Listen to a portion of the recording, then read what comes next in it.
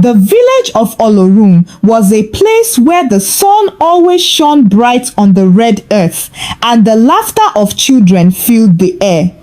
Goats bleated, women pounded yam in heavy mortars, and smoke from cooking fires called gently into the sky. Life seemed peaceful, but every villager knew that peace had a price. That price was the River Oya. It flowed wide and deep beside the village, its waters glistening like polished glass during the day and turning black as coal when night came.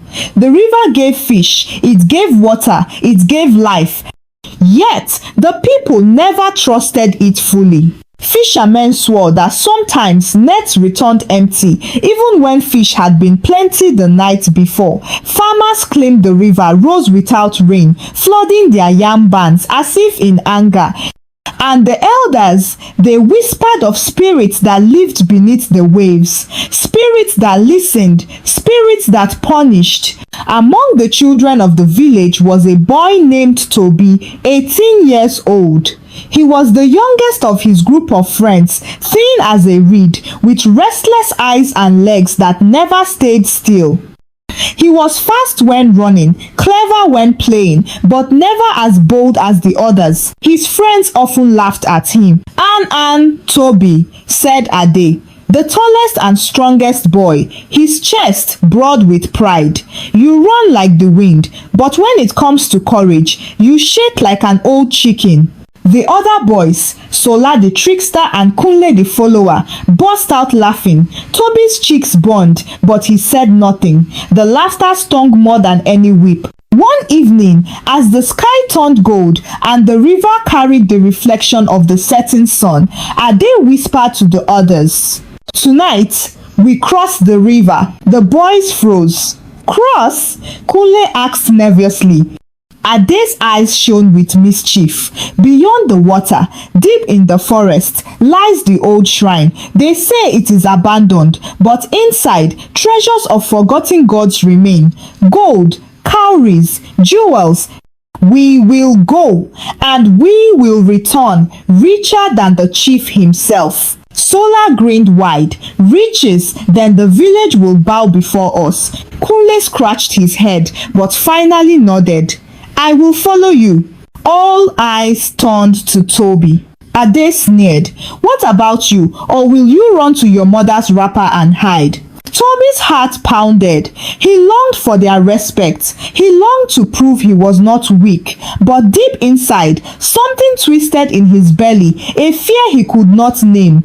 That night, while the others sharpened sticks for their journey, Tobi did something different. He walked alone to the edge of the village, where a small hut sat by the river. The hut of Baba Ire. Baba Ire was an old man, his beard white as cotton, his back bent from years, yet his eyes, sharp and knowing, missed nothing. The villagers respected him, some feared him, for it was said that Baba Ire could see beyond what others saw. Tobi entered quietly. The hut smelled of herbs and burning wood. The old man sat weaving a mat, his hands slow but steady. Without looking up, he said, "Your heart is troubled, my son." Tobi's lips trembled. "Baba, my friends, they plan to cross the river tonight. They say treasures wait at the shrine. They say I must come, or else I am a coward." The old man's hands paused. His eyes shut for a moment, then opened slowly. He spoke in a voice low and heavy, as though each word carried weight. "If you cross tonight, the river will rise. Something strange will happen to one of them. Riches will slip through your hands like sand. If you stay, they will laugh, but you will live. And one day, those who mock you will follow your directions." Tobi's eyes widened. "Baba, are you sure?" The old man's gaze hardened. "I have spoken." When Tobi returned from Baba Ire, the night was already thick. The moon shone faintly through drifting clouds. At the riverbank, Ade, Sola, and Kunle waited by a small wooden boat, grinning like hunters ready for the kill. Ade smirked when he saw Tobi. "So, you came. Good. I thought fear had eaten your tongue." Tobi's throat felt dry. He remembered Baba Ire's words: death, riches like sand, laughter, survival. His heart pounded louder than the river itself. Ade stepped into the boat and gestured. "Come, Tobi, or stay behind and be called a coward forever." The river rippled, its black surface reflecting the moon like a mirror. The trees on the far side stood tall and dark, like silent guards waiting. The air felt heavy, almost warning him. Tobi's hand shook at his side. His friends laughed, calling him weak, daring him to step forward. The boat creaked as Ade pushed it into the water. The boys' voices echoed, mocking and daring. Tobi stood frozen on the riverbank. His choice was before him: join them and face the unknown, or stay behind and be shamed forever. And then the river gave a sound, not the normal splash of water. No, it was something deeper, something alive. It was as if the river itself whispered his name. Tobi's body froze as the sound drifted from the river. It was not wind, it was not water, it was a whisper, low, slow and chilling. He stumbled back, heart hammering in his chest, but his friends only laughed louder. "Ah, look at him shaking," Sola shouted. Kunle pointed and cackled. "The river is calling you, Tobi. Are you afraid of your own name?" Ade gripped the oar and sneered. "Stay here, coward. When we return, we will be wealthy. You will still be our errand boy." The boys pushed the boat off the bank. It scraped against the mud, then floated into the current. The wooden body creaked as Ade rowed with strength. Sola and Kunle laughed and splashed the water with their hands. Tobi stood on the river bank. His friends' voices cut into him like knives. Coward, weakling, shame. But in his ears, Baba Ire's words still echoed. Something strange will happen. The boat drifted farther, the moonlight glistening on the rippling surface. For a brief moment, it looked like an ordinary night. Calm, peaceful. Then, the river changed. At first, it was a small ripple, a circle spreading out across the water. Then another, then more. The current, once gentle, grew restless. The water began to swell, pulling the boat towards the center. Sola laughed nervously. "Ade, we are going to elevate from rags to riches." "Keep rowing," Ade backed. His muscles strained, but the boat refused to move forward. It spun slowly in place, the water dragging it into a whirl. Kunle's laughter died in his throat. "Ade, what is going on?" The river rose. Waves slapped against the sides of the boat. Spray hit their faces. The wind howled, though the trees on the shore were still. Tobi's chest tightened. He wanted to scream, to tell them to turn back, but his voice stuck in his throat. The river groaned like a living beast. The well grew wider, pulling harder. The boys screamed now, panic breaking through their boldness. "Row!" Ade shouted, his face twisted with fear. "Row harder!" The boat tilted dangerously. Kunle slipped and clung to the edge. Sola cried out as icy water splashed into his mouth. And Tobi saw it. Something moved beneath the water. At first, he thought it was a log, then a shadow, then a shape, a hand. It rose from the river pale, dripping, made of water itself. Its fingers stretched long and thin, curling like claws. Slowly, it reached for the boat. "No!" Ade shouted, swinging his oar at it. But the oar passed right through, as if striking smoke. The watery hand coiled tighter, wrapping around the boat's side. The boys screamed. The boat tilted further. Sola and Kunle clung to each other, sobbing. Then the hand reached for Ade. Before anyone could move, it grabbed him by the chest. Ade's eyes went wide with terror. He kicked, thrashed, punched, but his body began to sink into the water as if dragged by invisible chains. "Help me!"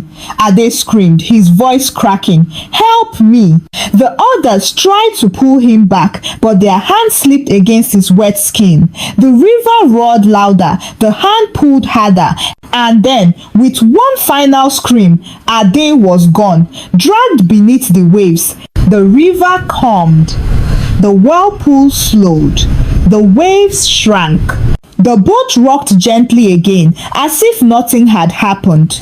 Sola and Kunle clung to each other, their faces pale with shock. Tears streamed down their cheeks. They paddled weakly toward the shore, their bodies trembling.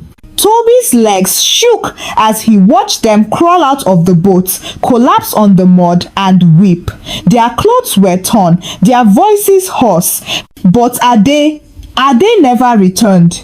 By dawn, the whole village knew. Mothers wailed. Fathers cursed the river. The chief shook his head in sorrow, declaring that the river spirits had claimed another soul. Some said it was punishment for pride. Others whispered that the boys had angered the gods of the shrine. But when eyes turned to Tobi, the whispers grew darker.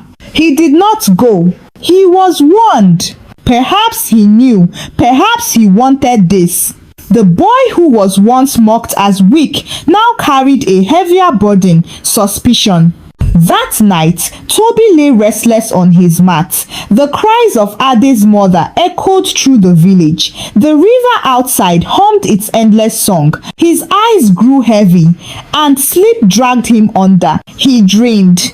In his dream, he stood again at the river bank. The moonlight shimmered on the water. The air was thick, silent, expectant. The surface rippled. And then she rose. A woman, her body made of water, her hair flowing like liquid silver, her eyes glowing with light. She was beautiful and terrifying all at once. Her voice was soft, yet it thundered through his mind. Tobi. His knees buckled. He could not move. You chose obedience when others chose pride, but your courage will be tested again. When the time comes, you must stand alone. If you fail, your people will perish. Her watery hand reached toward him, not to drag, but to touch his forehead gently. It was cold, icy, burning. Then she whispered a final word. Chosen. Tobi became afraid. Morning came heavy with sorrow. The wails of Ade's mother cut through the village like a knife. She rolled on the ground, beating her chest, her voice raw with grief. Fathers shook their heads in anger, muttering curses against the river. But some whispers carried another sound Tobi's name. He did not go with them.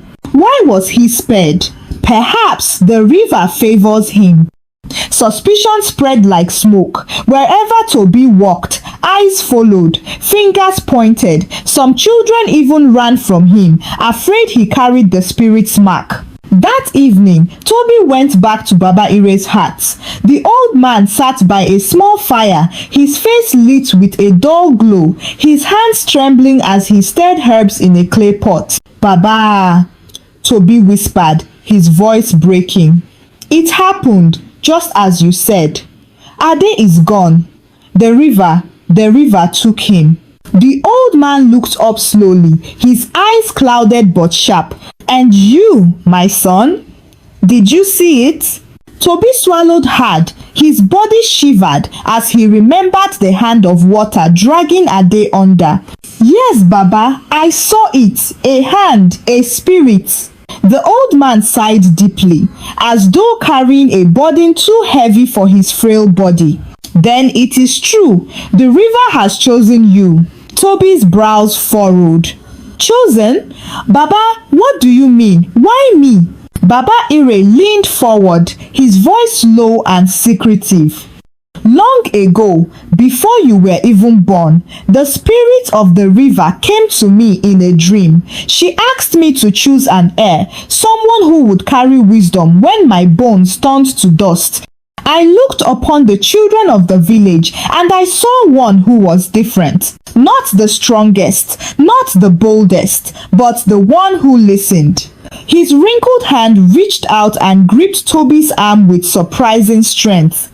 I chose you, Tobi, and now the river has confirmed it. Tobi's heart raced.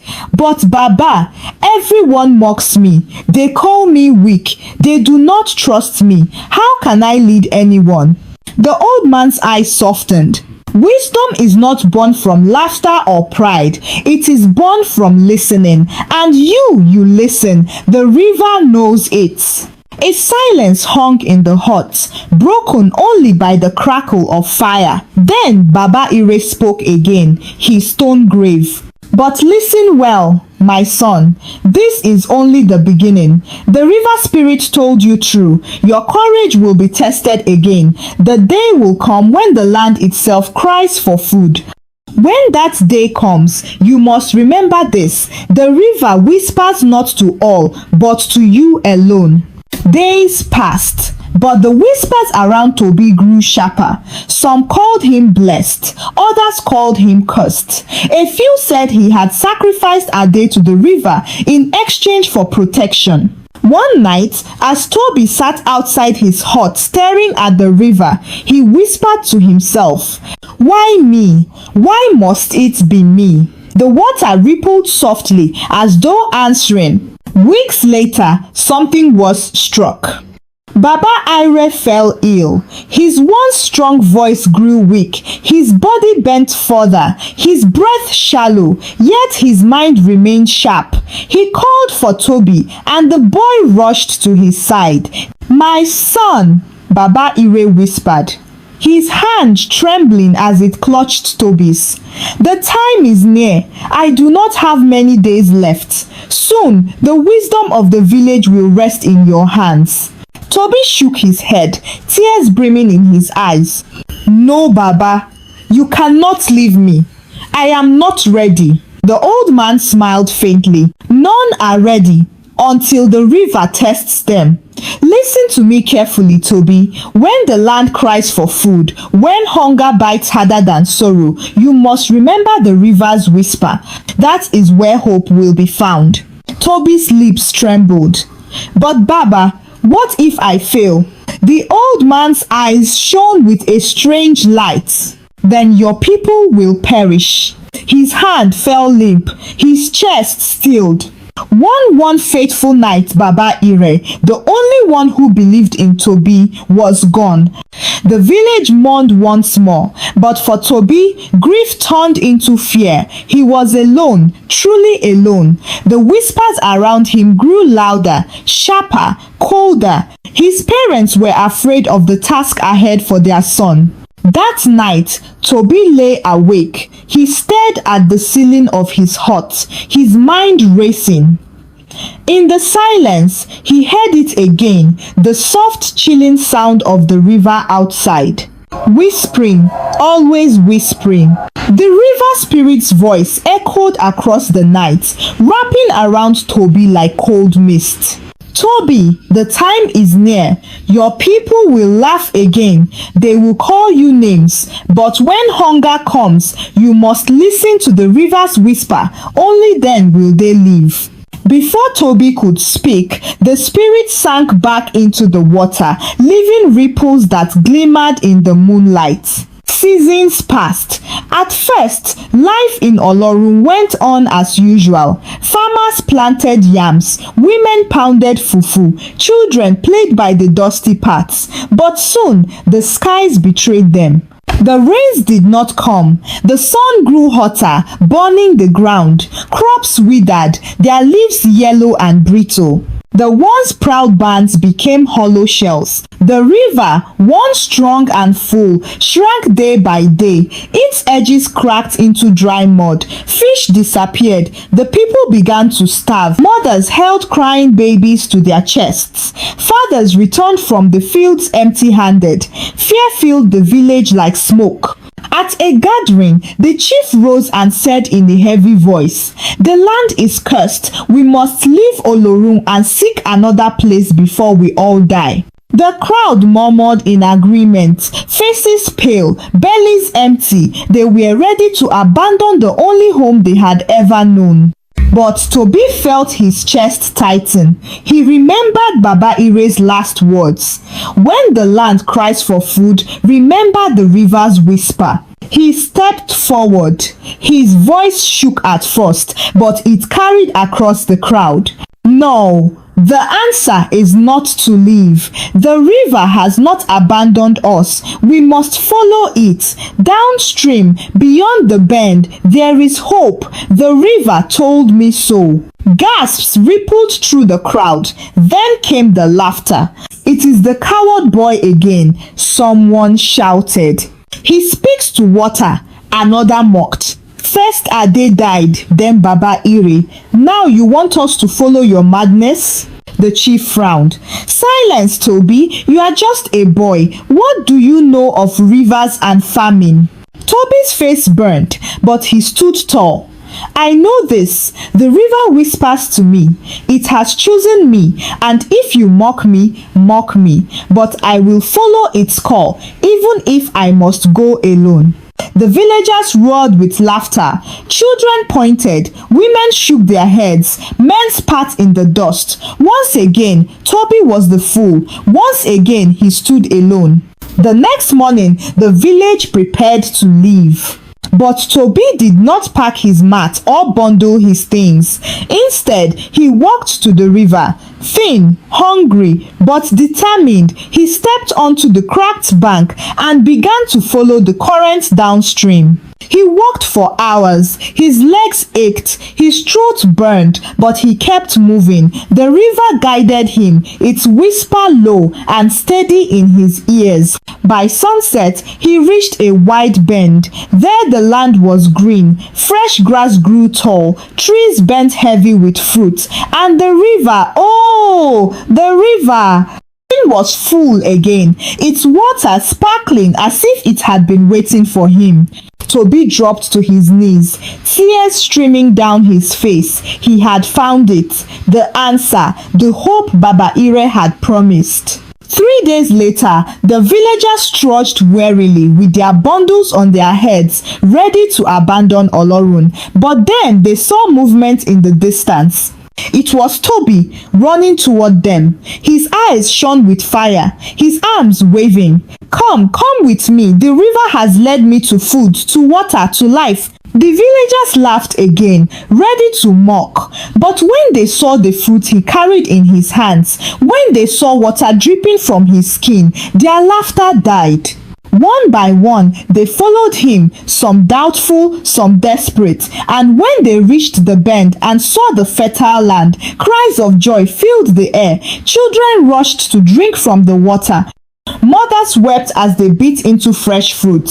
Fathers bowed their heads in relief. The same people who once mocked Tobi now knelt before him. You were right. Forgive us. You have saved us. Be our leader. Even Sola and Kunle, his old friends, fell to their knees. Their eyes brimmed with shame. Tobi, we were wrong. Forgive us. Tobi looked at them for a long moment. Then he lifted them up. The river judged Ade for his pride. It spared you for a reason. Let us not waste it. From today, let us walk with wisdom. From that day, Tobi was no longer mocked. He was no longer called coward. The people began to listen when he spoke, for they knew he carried wisdom. Years passed, and Tobi grew into a great man. He became leader of the village, guiding them with calm strength. And whenever he stood by the river, he remembered Baba Ire's words. Every seed has its harvest. The harvest of his choice had come. Mockery had grown into respect, loneliness into leadership, weakness into strength. And yet, the river never forgot. On quiet nights, when the moon hung low and silver, the villagers swore they could still hear a sound rising from the water.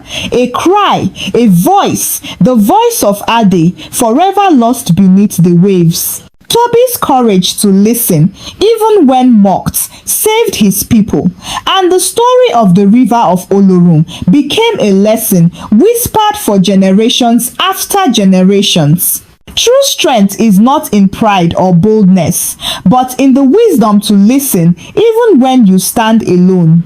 What is your view about this story? Where are you watching from? Do well to let us know in the comments below. And don't forget to like, share, and subscribe for more interesting stories. Stay blessed. Bye.